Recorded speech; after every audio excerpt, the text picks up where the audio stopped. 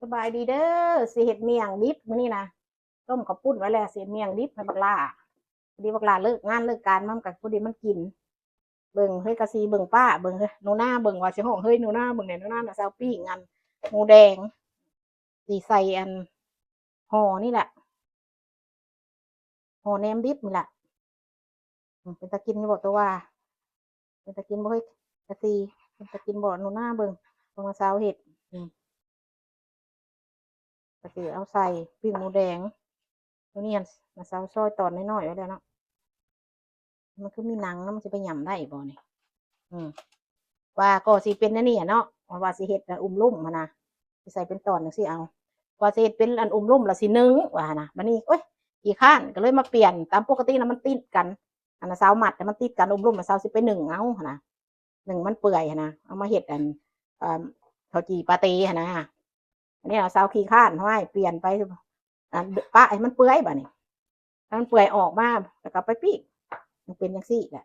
กันมันก็เฮานึ่งแล้วมันก็ติดกันเฮาก็เอามาซอยมันก็เป็นแผ่นคือกันกับหมูหย่อหั่นแหละนี่เด้สิห่อบัดนี้สบายดีเด้อสบายดีเด้อป้าสบายเด็กกะซีสบายเด้อน้อยสบายเด้อหนูนาน่ะสาวสิห่อบักนี้ห่อนี่บักหล้าก่อนใส่ผักก็ใส่น้อยๆได้ถ้ามักถั่วหั่นกินอยู่อันผักนี่ก็ใส่นี่ก็แต่ว่าสิหลักคายถิ่มก็บ่จักเดี๋ยวใส่ไว้สิเด้มันจะแม่นห่อเมี่ยงดิบภาษาลาวอืมใส่สิข้าวปุ้นหลายๆเนี่ยมันกลานมักข้าวปุ้น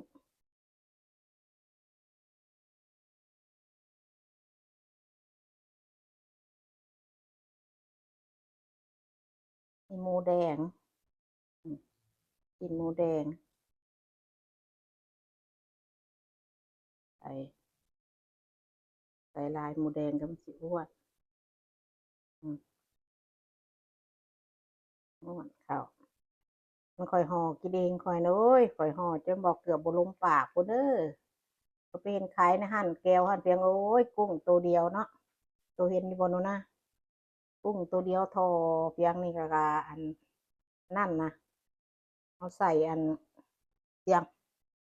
อันสียาวๆค่ะ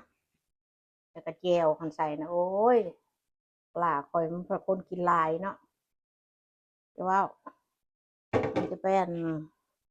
พอปากมันจางนั่นล่ะไอ้ตนได้ลูกเต้าก็ได้ยังอยู่ตลาดกับแพงคุมื้อนี่อันนี้คันบ่มีแม่บ่มีเพียงนี่เฮ็ดให้กินเฮ็ดได้ล่ะจะได้กินเพียงไปเฮ็ดเพียงก็ได้สิว่าจั่งใดซะไปกินเพียงลูกเต้าก็ได้กินก็แม่นอยู่ดอกเขาบ่อึดบ่อยากดอกเขาก็มีเงินมีคำอยู่แต่ว่าเดี๋ยวมันได้กินอิ่มกินพี่คือแม่เฮ็ดนั่นก็บ่ได้กินแล้วนะนี่สิห่อให้พี่นอนอุ่นให้ลูกข้อยก็ต้องห่อหลายห่อป๊ะไว้ในเทเบิลนี่นะบ่อยากให้หมูมากินโลดนั่นล่ะคือกะสิเอ้ยบัดนี้กูเฮ็ดให้พี่นอนนี่กูก็บ่ได้ใส่หลายนี่น้อยๆเพราะว่าลงกลืนลงเล็กน้อยๆ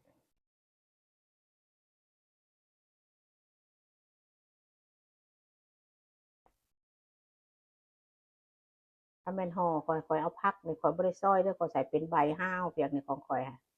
เดี๋ยวเบิ่งเด้อข้อยสิห่อข้อยให้เบิ่งเฮ้อเบิ่งเด้อพี่น้องข้อยสิเฮ็ดให้เบิ่งของข้อยสิห่อกินเองข้อยได้นี่ข้อยห่อจังซี่ได้ของกินเองข้อยหั่นนี่ใส่จังซี่กับมักถั่วข้อยก็ใส่เป็นลำอันนี้น่ะผักส้มผักคือผักติ้วเนี่ยบ้านเฮาหั่นมีผักสะหมอกสะเม็กเฮาก็ใส่โลดมีปีมีหยังเฮาใส่เนาะผักสะเม็กผักเวียงเนียกแต่ว่าอยู่อเมริกานี่มัน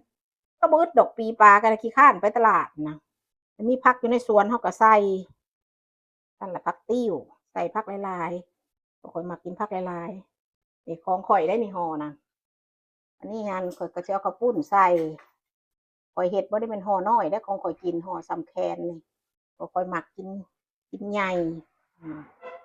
มักกินห่อใหญ่นี่ก็ในมักถั่วดินบัดนี้ถั่วดินเขาก็ใส่โลด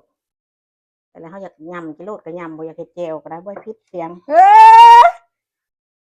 นี่ก็ซีนหมูเนาะซีนหมูแดงค่ะสิใส่จักซี่เวลาข่อยกินของข่อยนะจะมีมักถั่วเขาก็ใส่อันอยู่ในอันนั้นมันดูให้มันเป็นหางค่ะนะเลือกก่อนพี่เนาะเดี๋ยวใส่จักซี่เนาะของข่อยอันนี้ต้องห่อใหญ่ก็ใส่ผักเป็นใบโลดเดี๋ยวสำแคนนะเขามีแจ่วเขาก็กันกินแล้วหรือว่าเขาจะกัดแล้วก็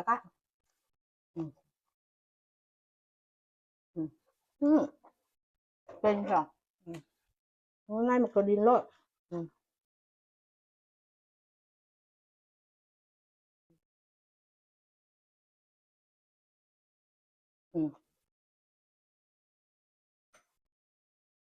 không được